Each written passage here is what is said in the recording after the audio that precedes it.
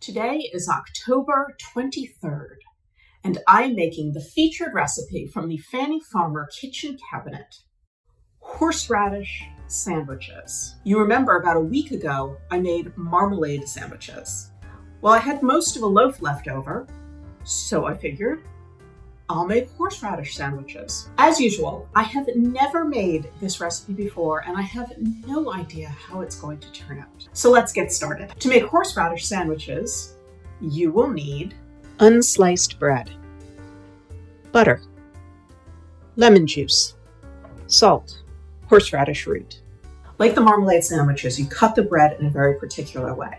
You're supposed to cut off all the crusts and then cut the bread lengthwise. Again, it's just me. I'm just gonna make one sandwich. So I'm just going to take the bottom crust off. It doesn't say how thick they should be, but as we know, I'm not the world's greatest freehand bread slicer. That's not bad. To make the horseradish butter, we start with creamed butter. Then you add grated horseradish root.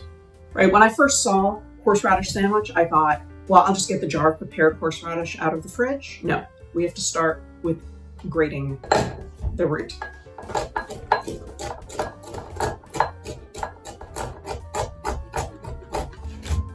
Yep, that's about a tablespoon. A little lemon juice. Squeeze this already.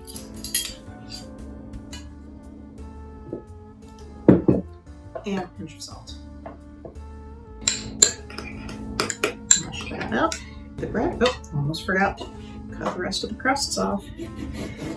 Can't be serving crusty bread. Fannie would not like that. So you would butter this entire thing, but like I said, it's just me. So I'm just gonna cut it in half. Horseradish butter. Here we go. And then it says to cut in slices crosswise, which I've basically done, and then in halves crosswise for serving. Horseradish sandwiches. I'm a little nervous about trying this, I gotta say.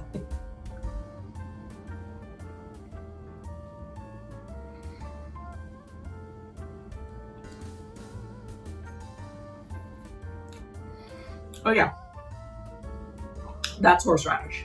It's good. I happen to like horseradish a lot. I very rarely have it fresh, and it's strong. It's got quite a bite to it. I can't really taste the lemon juice. Mostly it's just butter and then woof, horseradish. I like it, actually. I guess they would make a nice savory tea sandwich.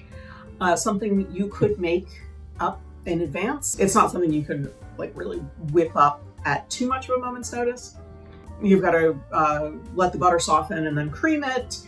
You have to grate the horseradish, squeeze lemon juice. I guess it didn't take me that long. My butter was already softened. It didn't take that long to grate the horseradish, and I had already squeezed lemon juice, so I guess it didn't take very long at all. If you're looking for a savory tea sandwich, something to surprise your guests with a little bite, give it a try.